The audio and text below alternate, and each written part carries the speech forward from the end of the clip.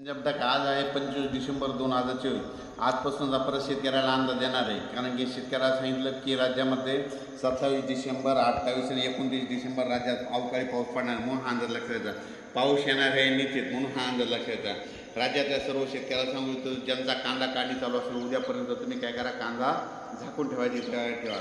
ज्यांची मका उघड्या असेल तर मका देखील झाकण्याची तयारी ठेवा, म्हणून हा अंदाज लक्षात घ्यायचा. पण राज्यातल्या शेतकऱ्याला सांगू इच्छितो की राज्यामध्ये सांगायचं झालं तर म्हणजे 27, 28, 29 म्हणजे शुक्रवार, शनिवार आणि रविवार पाऊस येणार आहे, म्हणून हा अंदाज लक्षात घ्यायचा.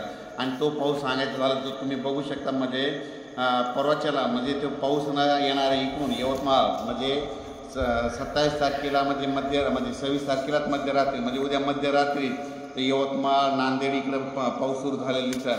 आणि लगेच शुक्रवारच्या नंतर तो पाऊस तिथून पुढं इकडं नांदेड जिल्हा, परभणी जिल्हा, लातूर जिल्हा, हिंगोली जिल्हा, अकोला जिल्हा, वाशिम जिल्हा, त्याच्यानंतर अकोट, शेगाव, खामगाव, त्याच्यानंतर अचलपूर, अमरावती,